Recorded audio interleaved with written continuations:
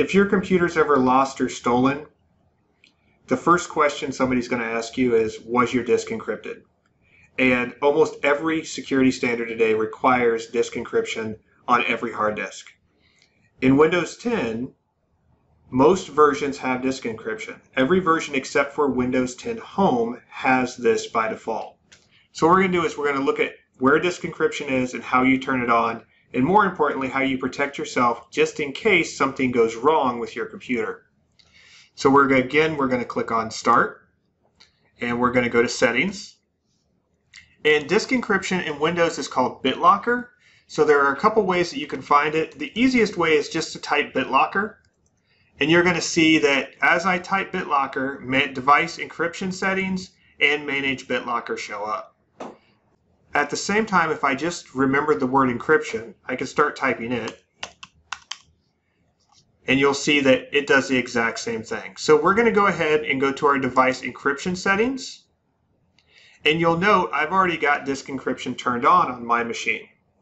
But if I did not have disk encryption turned on, then I would just click this button, which would be turn on, and it would turn on disk encryption. It would encrypt my drive.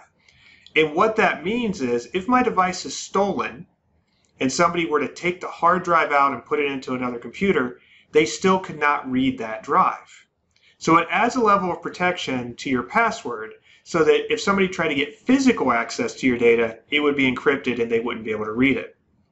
At the same time, you have to remember that computers do break. Sometimes you have hardware failures.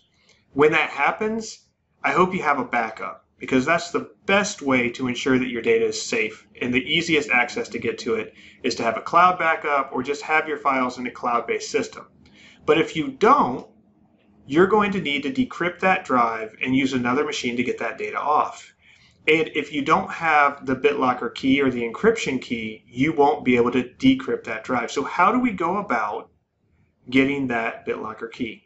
Before the system fails, and this is key, before the system fails, you want to go over here to where it says BitLocker Settings, and you're going to click on that, and it's going to bring up this box, and then you're going to back up your recovery key. So we're going to click on Back Up Your Recovery Key, and it's going to open up this box. It's going to give you options on how you can back it up. Now you can back this up to a cloud domain account, you can back it up to a file, or you can print it. What I recommend is that you print this key. And the reason I recommend that you print the key is because that separates this asset from your digital assets. So if this is on paper and your data is on a disk, then you're in good shape. Print the key off, put it in your file so that you can access it, bring it back, and then when you have to recover the data off that disk, that you can. Now, if you save it to a file, it's important that you save it to a file that is not on this computer, because if the disk were to fail, you would not be able to access that at all. So again, what we want to do is make sure our disk encryption is turned on. Once disk encryption is turned on, we want to click on BitLocker Settings, and we want to back up the recovery key. And I recommend that you print it.